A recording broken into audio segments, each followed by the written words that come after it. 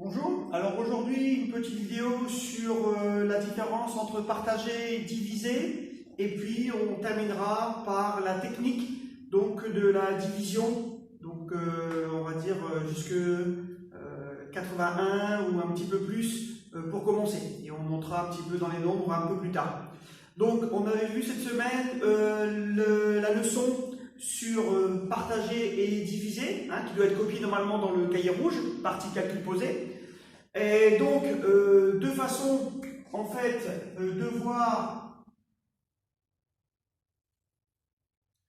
le partage et la division. Alors partager, je peux très bien prendre deux pizzas. Si je partage ma première pizza, je peux donner une partie à quelqu'un, garder la numéro 2 pour moi, j'ai partagé ma pizza. Maintenant, je n'ai pas divisé. Diviser, ça veut dire que je vais prendre les parties, mais les deux parties devront être égales. Donc si je veux partager, diviser ma pizza avec quelqu'un, je vais donc la partager en deux comme ceci. La partie 1 est égale à la partie 2. Dans ce cas, j'ai divisé ma pizza. Alors ça peut être un gros paquet de billes, de bonbons, de ce que vous voulez, à partager entre plusieurs personnes. Alors on peut faire différentes façons pour partager ce gros paquet.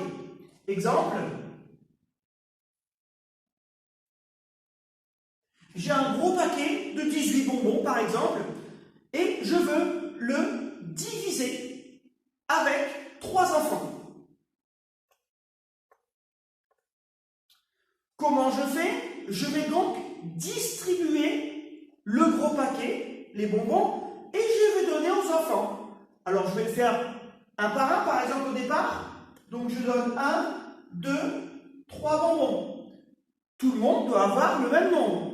Donc si je donne à un, je donne forcément aux deux autres. Lorsque j'ai fait ça, du coup, comme j'ai donné 3 bonbons, dans mon paquet j'en ai plus 18, mais il m'en reste 15. Et puis je continue à distribuer les bonbons que j'ai dans mon paquet. J'en donne encore un à chacun. J'enlève donc encore 3 de mon paquet. Il m'en reste 12, etc., etc. Comme j'avais 18 bonbons, je vais donc partager 6 pour chacun des enfants. Ce qui revient à dire que j'ai partagé 18 en 3 enfants, que chaque enfant aura 6 bonbons, et on va donc retomber sur nos multiplications.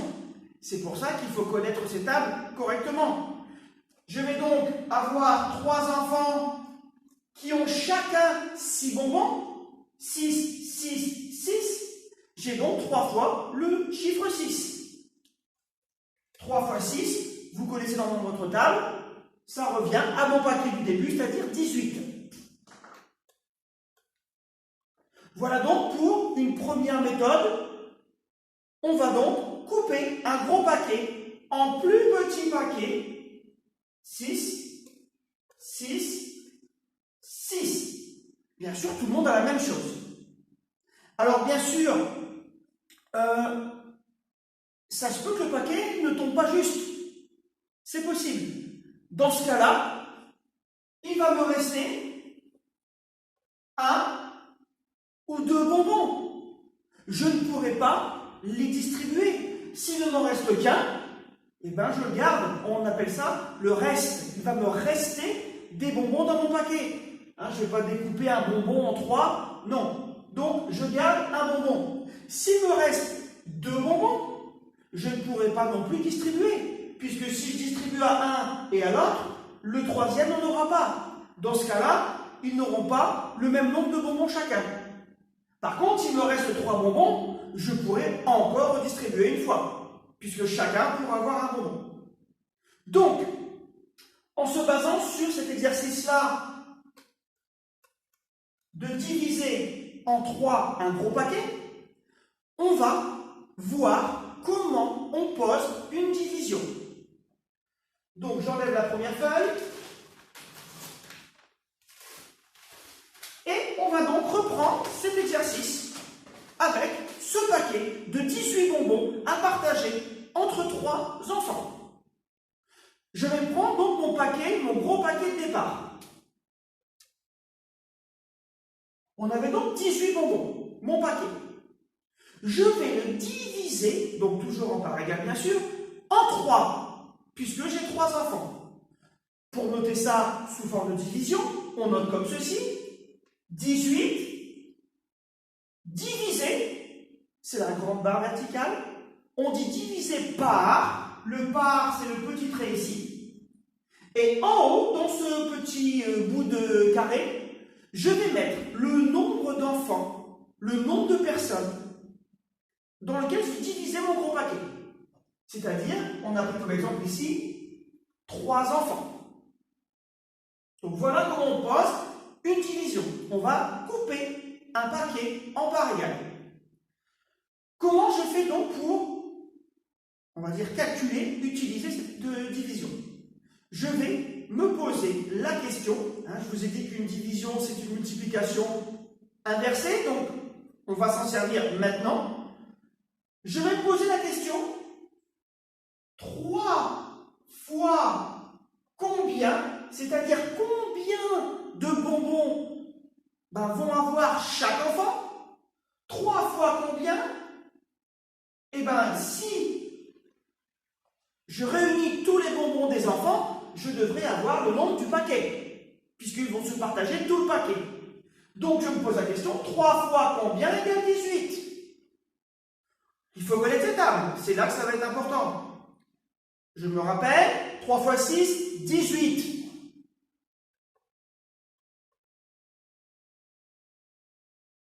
Dans ce cas, je vais noter ce que j'ai trouvé moi dans ma table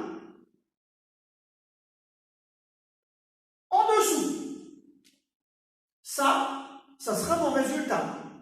Maintenant, il faut que j'enlève les bonbons que j'ai distribués dans le paquet, puisque les bonbons, j'ai donné aux enfants. Donc, si j'ai donné aux enfants, les bonbons ne sont plus dans le paquet. Il faut les enlever du paquet. Pour enlever, quand on fait un problème et qu'on enlève, on fait une soustraction. Moins. Moins combien? Combien j'ai pris de bonbons? Eh bien, 3 fois 6. J'en ai pris 18. Du coup, je fais simplement ma soustraction. 8 moins 8, 0. Et 1 moins 1, et bien toujours 0. Qu'est-ce que ça veut dire? Ça veut dire que j'ai partagé un gros paquet de 18, que je l'ai divisé en 3 personnes, 3 enfants, que chacun des enfants aura 6 bonbons, ou 6 billes comme vous voulez, et que dans mon paquet, ici en bas, je n'en ai plus, il m'en reste 0. Alors là, ça tombe bien, puisque le reste est 0. Mais comme j'ai dit tout à l'heure, il se peut que dans le paquet, il y en ait un petit peu plus. Donc si je prends un autre exemple, j'ai un paquet de 20 cette fois-ci. Je veux toujours diviser en 3 enfants. Ma question sera la même. C'est-à-dire, je vais faire 3 fois combien dans mon paquet de 20. C'est-à-dire, combien de bonbons vont gagner les 3 enfants si j'ai 20 bonbons? Alors, là, ça ne tombe pas juste, bien sûr, puisque 3 fois 6, 18, et si je passe au-dessus, ça fait 3 fois 7, 21. Mais 21, est-ce que je peux distribuer 21 bonbons? Non, ce n'est pas possible, puisque je n'en ai que 20 dans mon paquet. Ce qui veut dire que je suis obligé de prendre la multiplication qui est juste en dessous, bien sûr, et pas au-dessus. Donc, dans ce cas-là, on va retomber sur 3 fois 6, 18. Et puis, je vais le noter comme tout à l'heure.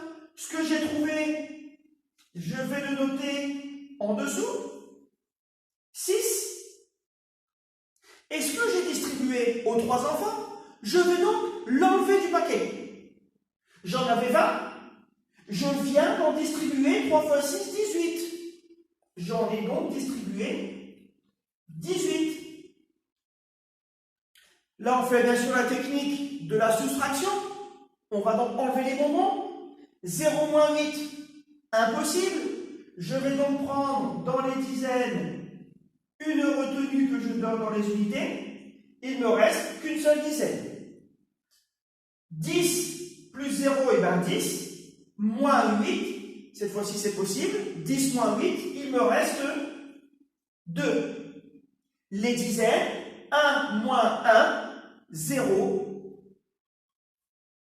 C'est-à-dire que là, cette fois-ci, dans mon paquet, il va me rester 2 bonbons que je ne peux pas distribuer puisque j'ai 3 enfants.